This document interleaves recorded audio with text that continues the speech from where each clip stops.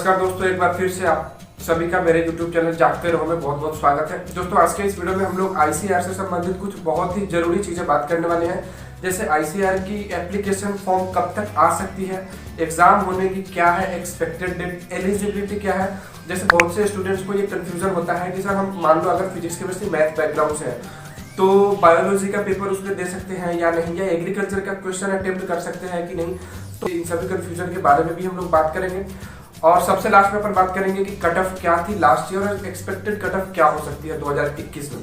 इसके साथ ही वीडियो के लास्ट में हम लोग कुछ ऐसी 4-5 पॉइंट्स के ऊपर भी बात करेंगे जो आपके लिए बहुत ज़्यादा इंपॉर्टेंट होंगी और आपको उन सभी चीज़ों को ध्यान में रखते हुए ही ICAR की प्रिपरेशन करनी भी चाहिए। नमस्कार दोस्तों, मेरा नाम है सत्यम और आप देख रहे हो मेरा यूट्यूब चैनल जागते रहो। चलिए वीडियो को शुरू करते हैं। तो सबसे पहले हम बात कर लेते हैं एलिजिबिलिटी की। देखो, अगर मैं एलिजिबिलिटी की बात करूँ तो फिजिक्स केमिस्ट्री मैथ एलिजिबल है जिन्होंने 10+2 फिजिक्स केमिस्ट्री मैथ के साथ कर रखी है। दूसरी बात ये, जिन्होंने 10+2 फिजिक्स केमिस्ट्री बायोलॉजी के साथ करी है वो लोग भी एलिजिबल हैं। और ऐसे लोग जो फिजिक्स केमिस्ट्री और मैथ बायोलॉजी भी ले लेते हैं कई बार एग्जाम में, तो वो लोग भी एलिजिबल हैं। या जिन्होंने इंटरमीडिएट में वो एग्रीकल्चर से किया तो वो लोग भी एलिजिबल हैं। अब सवाल आता है कि क्या अगर किसी स्टूडेंट ने फिजिक्स केमिस्ट्री और मैथ के साथ 10+2 कर रखी है तो वो ICAR के एग्जाम में बायोलॉजी का पेपर अटेम्प्ट कर सकता है कि नहीं केमिस्ट्री और फिजिक्स के साथ, या एग्रीकल्चर का क्वेश्चन अटेम्प्ट कर सकता है या नहीं। ऐसा मैं इसलिए कह रहा हूँ क्योंकि बहुत से ऐसे स्टूडेंट्स होते हैं जिनको ऐसा लगता है कि उनकी मैथ कहीं ना कहीं अच्छी नहीं है उतनी ज़्यादा या वीक है, तो वो इस तरह से सोचते हैं कि एग्रीकल्चर का हम जो कुछ क्वेश्चन है या कहीं गाइड वगैरह से कुछ क्वेश्चन बैंक से बेसिक पढ़ लेते हैं और कुछ क्वेश्चन इसी में कर लेंगे, बाकी केमिस्ट्री और फिजिक्स के क्वेश्चन कर लेंगे। लेकिन यहाँ मैं आपको ये बताना चाहता हूँ कि आप लोग यानी वैसे स्टूडेंट जिन्होंने फिजिक्स केमिस्ट्री और मैथ के साथ 10+2 कर रखी है वो ना तो बायोलॉजी का पेपर अटेम्प्ट कर सकते हैं एक्स्ट्रा में और ना ही एग्रीकल्चर का अटेम्प्ट कर सकते हैं। आपको फिजिक्स केमिस्ट्री और मैथ का ही पेपर अटेम्प्ट करना है, बाकी किसी का अटेम्प्ट नहीं करना है, वो छोड़ देना है किसी और के लिए, जिसका वो होगा वो करेंगे। आपको सिर्फ फिजिक्स केमिस्ट्री और मैथ का अटेम्प्ट करना है। तो एक बात आपको समझ में आ गई कि फिजिक्स केमिस्ट्री मैथ के साथ अगर आपने 10+2 करी है तो आप ना तो बायोलॉजी का पेपर अटेम्प्ट करोगे और ना ही एग्रीकल्चर का पेपर अटेम्प्ट करोगे, ऐसा आप नहीं कर सकते हो। दूसरी बात आती है कि बायोलॉजी वालों का क्या है। बायोलॉजी वाले या तो फिजिक्स केमिस्ट्री बायोलॉजी का पेपर अटेम्प्ट कर सकते हैं या वो चाहे तो एग्रीकल्चर का पेपर भी अटेम्प्ट कर सकते हैं, सिर्फ बायोलॉजी वाले, लेकिन मैथ वाले नहीं कर सकते हैं। तो उम्मीद करता हूँ कि आपको एक ये कंफ्यूजन क्लियर हो गया होगा कि कौन से स्टूडेंट्स किस पेपर को अटेम्प्ट कर सकते हैं और किसको नहीं कर सकते हैं। अगली जिस टॉपिक के ऊपर मैं बात करने जा रहा हूँ वो टॉपिक है कि एडमिशन की एक्सपेक्टेड डेट क्या है। देखो, यहाँ मैं आपको बाकी यूट्यूबर्स की तरह मैं भी आपको गोल गोल घुमाने वाला हूँ, इधर उधर की बातें करने वाला हूँ। जो एक्सपेक्टेड है वही मैं आपको बताने वाला हूँ, क्योंकि ऐसा है अभी तक ऑफिशियली तो कोई डेट आई नहीं है। तो बाकी यूट्यूबर्स की तरह ही मैं भी आपको एक एक्सपेक्टेड डेट बता दे रहा हूँ जो मैक्सिमम पॉसिबिलिटी है कि इसी फ्रेम में डेट फ्रेम के अंदर में आपका एग्जाम हो सकता है। अगर मैं एक्सपेक्टेड डेट की बात करूं तो जैसा कि अभी नीट ने बहुत सारी चीजें अभी तक क्लियर कर रखी है कि वो अपना फॉर्म कब तक रिलीज करेगा और 1 अगस्त को उनका पेपर भी है। तो उस हिसाब से अगर देखा जाए, इसलिए मैं कह रहा हूँ क्योंकि नीट और ICAR से बहुत सारे स्टूडेंट एक तरह से इंटरकनेक्टेड होते हैं।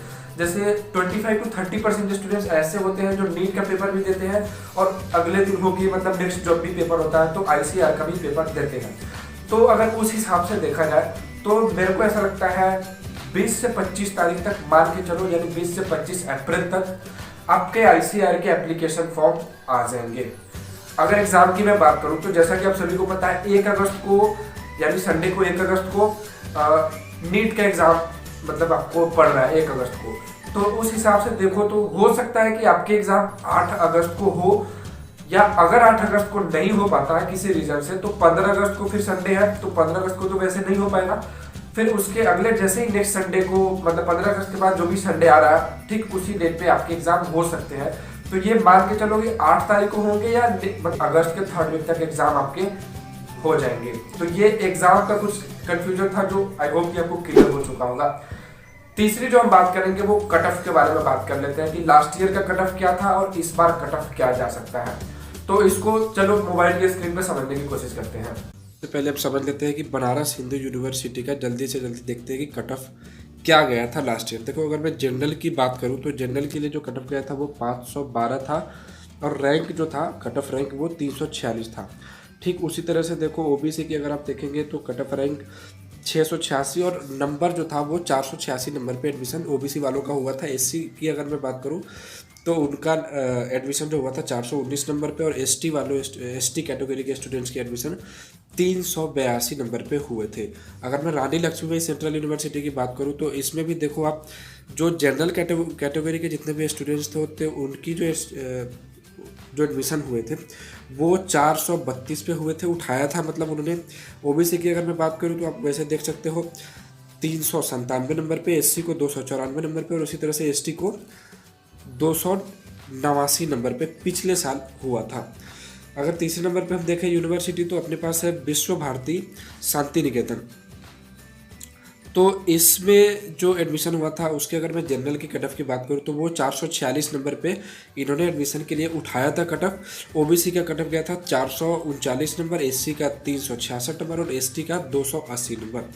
उसी तरह से अपने पास सेंट्रल एग्रीकल्चर यूनिवर्सिटी इम्फाल है, उसमें जो कट ऑफ गया था वो 412 जनरल का गया था, ओबीसी का 409, एससी का 299 और एसटी का 293। ठीक उसी तरह से अगर हम इसमें देखें नागालैंड यूनिवर्सिटी में तो इसका जो अगर कट ऑफ की बात करें हम तो इसमें जो कट ऑफ गया था लास्ट ईयर वो है 406 नंबर जनरल के लिए, 404 नंबर ओबीसी के लिए, एससी एसटी के लिए 183 नंबर और 259 नंबर एसटी के लिए। तो ये कुछ कट ऑफ्स हैं जो लास्ट ईयर के हैं, तो एक्सपेक्टेड इसको मान के चल सकते हो कि इस साल भी लगभग यही कट ऑफ जाए 2021 में आईसीआर में। तो ये कट ऑफ की बात होगी।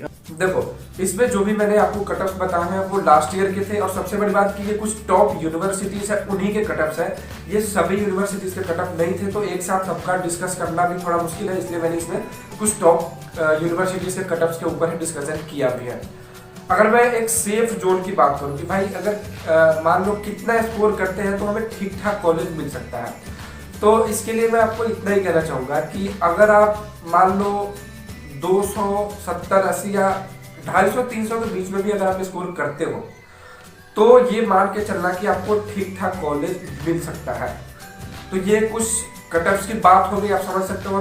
इंडिविजुअली मैं हर कैटेगरी की बात नहीं कर सकता, लेकिन अगर ओवरऑल देखो चाहे जो भी है तो उनको देखो तो अगर 250 से 300 अगर स्कोर आप करते हो तो हो सकता है कि आपके एडमिशन ठीक ठाक कॉलेज में हो जाए। वैसे ये बहुत अलग अलग फैक्टर के ऊपर भी डिपेंड करता है कि क्वेश्चन का लेवल कैसा है, स्टूडेंट्स कितने अपीयर हो रहे हैं, तो इन सभी चीज़ों के ऊपर भी डिपेंड करता है कट ऑफ।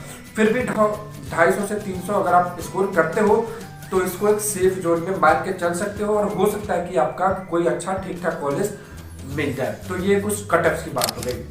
अब कुछ जरूरी बात मैं आपके साथ शेयर करना चाहता हूँ, कुछ पर्सनल एक्सपीरियंस भी आपके साथ मैं शेयर करूंगा जो आपको शायद बहुत काम आ सकता है, ऐसा मुझे लगता है। इसलिए इस वीडियो को मैं शूट भी कर रहा हूँ, क्योंकि कुछ स्टूडेंट्स ने मेरे पास कमेंट किए थे कि भाई कुछ कट ऑफ्स के ऊपर वीडियोस बना दो, तो उसके ऊपर तो मैंने वीडियो बना दिए हैं। बाकी ये कुछ टिप्स मैं आपको देना चाहता हूँ। जैसे मान लो काउंसलिंग की अगर हम बात करें तो अभी क्या है ना, 4-5 साल पहले से तो बहुत ज़्यादा कंपटीशन आ चुका है एग्रीकल्चर के सेक्टर में। 5-6 साल पहले तक इतना ज़्यादा कंपटीशन नहीं था। तो ऐसा है कि काउंसलिंग के लिए अगर आपके 20 नंबर भी आएंगे ना तो भी आपको काउंसलिंग के लिए ईमेल आ जाएगा। पता नहीं क्यों ऐसा आईसीआर का नियम है कि ऑलमोस्ट मान के चलो कि सभी बच्चों का काउंसलिंग के लिए ईमेल आ जाता है। उसमें आपको बेसिकली करना क्या होता है कि एक रजिस्ट्रेशन करनी होती है जिसमें 2000 रुपये या कुछ हो सकता है इस बार आगे पीछे भी हो, तो कुछ पैसे आपको पेमेंट करने होते हैं और रजिस्ट्रेशन करने होते हैं, और कुछ कॉलेजेज आपको सिलेक्ट करके लॉक करना होता है। लेकिन मोस्टली क्या होता है कि अगर आप कट ऑफ क्रॉस नहीं कर रहे हो तो आपको कॉलेज नहीं मिलता है। तो ये एक आपके साथ हो सकता है कि काउंसलिंग आ जाए और आप लोग बहुत खुश हो जाएंगे, जैसा मेरे साथ हुआ था। मैंने बताने में शर्म भी आ रही है लेकिन मैं बता दे रहा हूँ आपको, 46 मार्क्स मेरे आए थे। तो काउंसलिंग की डेट भी आ गई थी, बहुत खुश हो गया था मैं कि अब एग्रीकल्चर में पढ़ सकता हूँ, लेकिन ऐसा हुआ नहीं। तो इस तरह की चीज़ें हो सकती हैं आपके साथ भी, तो आपको बहुत ज़्यादा इससे कुछ फायदा नहीं होने वाला है। काउंसलिंग हो सकता है आपके लिए भी आ जाए, लेकिन आपको सीट नहीं मिलेगी जब तक आपने ऑलमोस्ट 250-300 से ऊपर स्कोर नहीं करी होगी तब तक। देखो एक बात तो फिक्स है कि आईसीआर का एप्लीकेशन फॉर्म आएगा भी और एग्जाम होगा भी, तो आपको बहुत ज़्यादा पैनिक होने की जरूरत नहीं है। दिन में 5 बार 6 बार यूट्यूब पे सर्च करना, गूगल पे सर्च करना कि ICR exam 2021 latest updates, ICR latest update, तो इन सब चीज़ों के बारे में बहुत ज़्यादा आपको सर्च करने की जरूरत नहीं है, जैसा मुझे लगता है। सिंपल सी बात यह है कि जब भी फॉर्म आएगा आपको पता चल जाएगा, और वो लोग ऐसा नहीं है कि बोलते हैं कि भाई 1 घंटे का फ्रेम है, 1 घंटे में अगर आपने एग्जाम का फॉर्म भरा तो भरा, बाकी जो नहीं भर पाए वो लोग एग्जाम नहीं दे पाएंगे, ऐसा होता भी नहीं है। तो आपको एग्जाम का फॉर्म भरने के लिए भी बहुत सफिशिएंट टाइम मिलेगा, 1 से 1.5 महीने तक तो टाइम मिल ही जाएगा। तो उतने टाइम में तो आप फॉर्म भर ही सकते हो। तो आपको मैं सजेस्ट करूंगा कि इन सब चीज़ों के ऊपर बहुत ज़्यादा फोकस ना करके पूरा का पूरा फोकस अपने पढ़ाई के ऊपर करो कि कैसे भी करके आपको इस बार एडमिशन लेना ही है। मान लो एग्रीकल्चर करना ही है तो ये हमेशा दिमाग में रखना कि मुझे किसी भी तरह से ICAR क्वालिफाई करना है। एक ये बात हो गई। दूसरी बात ये हो गई कि दोस्तों ICAR के चक्कर में आप एक अपॉर्चुनिटी मत भूल जाना या मिस मत कर जाना। क्या है वो अपॉर्चुनिटी? वो अपॉर्चुनिटी ये है कि आप सभी को पता है ICAR के थ्रू सिर्फ 15% स्टेट एग्रीकल्चर यूनिवर्सिटीज में ये एडमिशन होते हैं, मतलब 15% सीट्स के ऊपर ये एडमिशन होते हैं। बाकी जो 85% सीट्स अपने पास बच रही हैं स्टेट एग्रीकल्चर यूनिवर्सिटीज में की अगर मैं बात करूँ, सेंट्रल यूनिवर्सिटीज में ऑलमोस्ट सारे ही 100% है। स्टेट एग्रीकल्चर में ऐसा होता है कि 15% सीट्स ही ICAR के थ्रू भरे जाते हैं। बाकी जो सीट्स हैं उसके लिए आपको निश्चित तौर पे फॉर्म भरना, चाहे अगर आप बिहार से हो तो BCEC या मध्य प्रदेश से हो या राजस्थान से हो, कोई फर्क नहीं पड़ता, या तमिलनाडु से हो, जिस भी स्टेट से हो, वहाँ की स्टेट एग्रीकल्चर यूनिवर्सिटी के लिए जो भी एंट्रेंस एग्जाम होंगे उसके फॉर्म जरूर भरना और उसको प्लीज मिस मत करना। एक तरह से समझ लो कि वो ICAR से ज्यादा इंपोर्टेंट है स्टेट लेवल की यूनिवर्सिटीज, क्योंकि वहाँ सीट्स ज्यादा है और वहाँ एक तरह से आपके लिए बहुत सारे स्टेट्स तो ऐसे हैं जहाँ रिजर्वेशन है कि वहाँ के डोमिसाइल स्टूडेंट से भर सकते हैं। तो ये कुछ रीजन है, तो वहाँ आपके एडमिशन होने के चांसेस कहीं ना कहीं ICAR के मुकाबले ज्यादा है। ठीक है, ICAR की तैयारी निश्चित करो आप, लेकिन स्टेट यूनिवर्सिटीज के लिए जो भी आपका स्टेट एग्जाम कंडक्ट कराता है, जैसे मध्य प्रदेश में जो भी है प्री एग्रीकल्चर टेस्ट वगैरह, तो वो सारे एग्जाम मिस मत करना, उनके भी फॉर्म निश्चित रूप से भर ही देना, क्योंकि एग्रीकल्चर करना ही है तो ICAR से अप्रूव्ड कॉलेज से ही करना, मतलब मत करना। क्यों नहीं करना, इसके ऊपर भी मैंने एक वीडियो बना रखी है, आप चाहो तो देख लेना उसको। तो एक ये बात हो गई। ये मैं आपको बताना चाहूंगा कि जब भी फॉर्म भरना, मान लो आप खुद से भरते हो तो अच्छी बात है, अगर साइबर कैफे से बहुत लोग फॉर्म भरते हैं तो वहाँ पूरा का पूरा ध्यान रखना और खुद से फॉर्म भरना। कई बार ऐसा होता है कि साइबर कैफे वाले ऐसे मतलब गलती कर जाते हैं, आपको बताते भी नहीं और वो कुछ भी भर देंगे उसमें, हो सकता है आपका नाम भी गड़बड़ कर दे, फादर नेम भी गड़बड़ कर दे।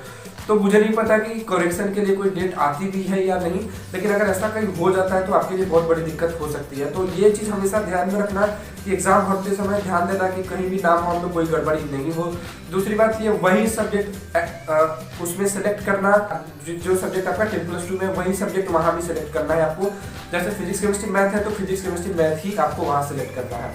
एक और ऑप्शन आएगा आपको वहाँ फॉर्म में कि आप कौन से पेपर देना चाहते हो, मतलब एग्जाम हॉल में। तो वहाँ आप जैसे मान लो फिजिक्स केमिस्ट्री मैथ से हो तो उसमें भी फिजिक्स केमिस्ट्री मैथ ही सेलेक्ट करना, बाकी अदर पेपर सेलेक्ट मत करना। ये चीज़ें हमेशा ध्यान में रखना। एक और बात आपको कहना चाहूँगा कि मैं, अगर आपके पास टाइम खाली है तो आप इन सब यूट्यूब पे सर्च करने से ज़्यादा अच्छा है कि आप अपने जो भी पेपर्स हैं उसको तैयार करके रखो। मान लो अगर आपके आधार कार्ड में किसी तरह का कोई दिक्कत है या मान लो डेट ऑफ बर्थ जैसी कोई प्रॉब्लम है तो उसको करेक्ट करा लो, उसको ठीक करने में थोड़ा टाइम लग सकता है आपको।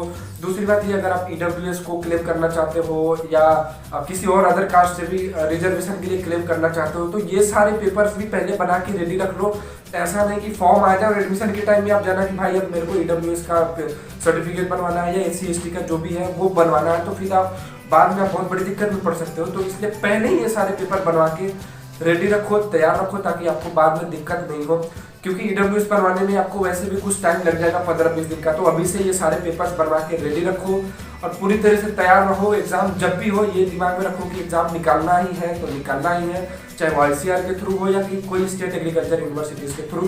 प्राइवेट एग्रीकल्चर से एग्रीकल्चर मत करना जो ICAR से अप्रूव नहीं है, भूल के भी मत करना।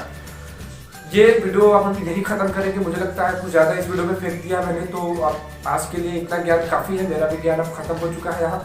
तो इस वीडियो को हम यही खत्म करेंगे और भाई सब्सक्राइब करो चैनल को, थोड़ा भाई को सपोर्ट करो ताकि ऐसे वीडियोस में और बनाऊं, और कमेंट करके बताओ कि नेक्स्ट वीडियो में किसके ऊपर, किस टॉपिक के ऊपर बनाऊं। पूरा वीडियो देखने के लिए